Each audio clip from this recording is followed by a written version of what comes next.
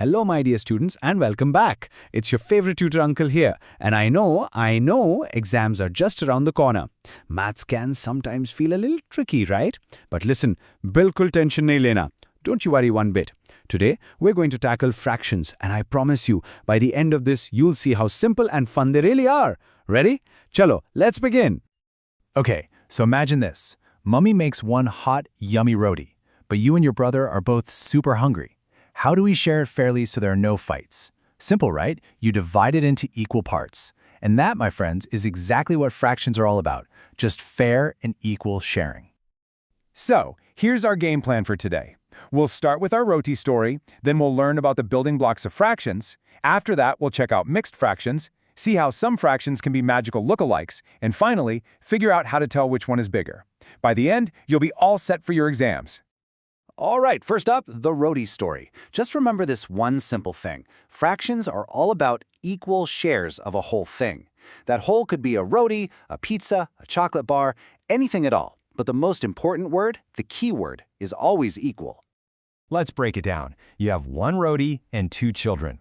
You slice it right down the middle, and boom, each child gets one out of two equal pieces. That's 1/2. Now, what if two more friends join you? Oh, one roti, but 4 hungry children. So we have to make 4 equal slices. Now, each child gets 1 piece out of 4, which we call 1/4. Quick question for all my brilliant students. Which piece is bigger, the 1/2 piece or the 1/4 piece? Think about it for a second.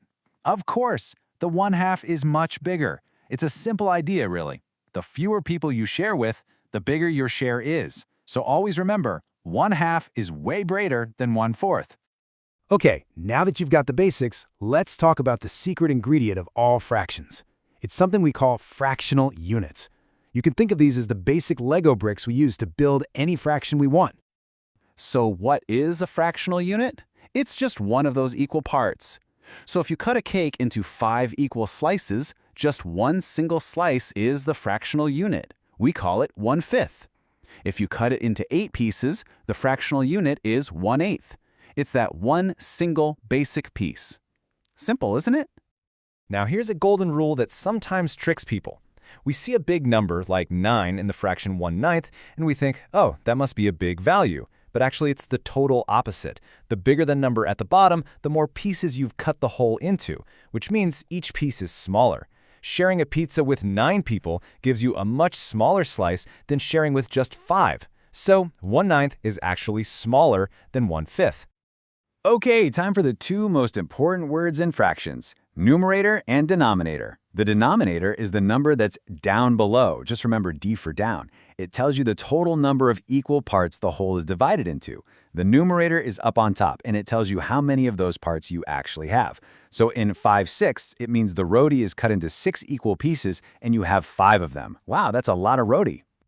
And guess what? Fractions aren't just for sharing food, they are real numbers. They have their own special place on the number line, living right in between the whole numbers like 0, 1, and 2 that you already know so well. If you divide the space between 0 and 1 into 5 equal jumps, you can mark out 1/5, 2/5, 3/5, and so on. You ready to level up? So far, we've only been talking about parts of one whole thing. But what happens when you have more than one whole roti? Well, that's where mixed fractions come in. And trust me, they're much easier than they sound. Have you ever seen a fraction where the top number, the numerator, is bigger than the bottom one, like 3/2? That's called an improper fraction. But don't worry about the fancy name.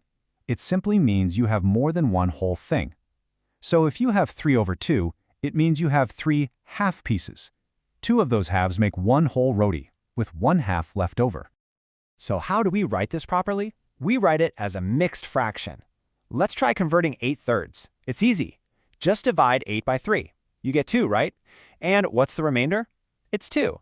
That simply means you have 2 whole things and 2/3 left over. So 8/3 is the exact same as writing 2 and 2/3. See? Easy. And now for my absolute favorite part, because it feels a little bit like magic. It's called equivalent fractions. This is where we get to see how 2 fractions that look completely different can actually mean the exact same amount. It's so cool. Just look at this amazing picture. It's called a fraction wall. See the colored bars? Can you see how the bar for 1/2 is exactly the same length as the 2 bars for 2/4 put together? And look, it's also the same length as the 4 bars for 4/8. They're written differently, but they represent the exact same amount. That's what we call equivalence. Let's go back to our roadies to prove it. So 1 roadie for 2 children means each gets 1/2. Simple. Now, what about 2 roadies for 4 children? Each child gets 2 pieces out of 4, which is 2/4. But if you really look, the amount of roadie each child gets is exactly the same. This proves that 1/2 is actually equal to 2/4. So what's the mathematical trick here? Well, it's a very simple rule.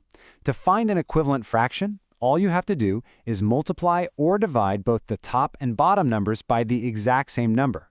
So for 1/2, if you multiply the top and bottom by 2, you get 2/4. If you multiply by 3, you get 3/6. They are all equivalent. It's that simple. Okay, and now for a really important skill, something that is super important for your exams. Comparing 2 different fractions to see which one is bigger. Let's become comparison champions together. All right, have a look at this. Which is greater, 3/4 or 7/10? Just by looking at them, it's pretty tough to say for sure, isn't it? The pieces are different sizes because the denominators are different. But don't you worry, there's a very easy method to solve this. Here's the secret. First, we need to make the bottom numbers, the denominators, the same. We find a common number that both 4 and 10 can go into, like 20. Then we use our magic rule of equivalent fractions to change both of them.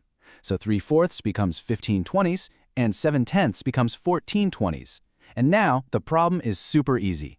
Is 15 pieces more than 14 pieces? Of course it is. Which means 3/4 is greater than 7/10. Phew, we have covered so much today, haven't we? Let's do a super quick revision of all the key points. This is a great slide you can take a screenshot of for your last-minute exam prep. So let's go over the crucial points. 1. A fraction is an equal share.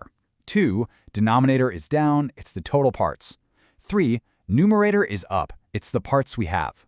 4. Mixed fractions are more than one whole. 5. Equivalent fractions look different but have the same value. And 6. To compare fractions, just make the denominators the same. Got it? Excellent. You have done a fantastic job today, and I am so proud of you. You are now a fractions master. So here's a small challenge for you. Before our next explainer, try to find 3 examples of fractions in your everyday life. Maybe when you're sharing food, looking at a clock, or even when mommy is cutting vegetables. All the very best for your exams, Beta. You are going to be fantastic. See you next time.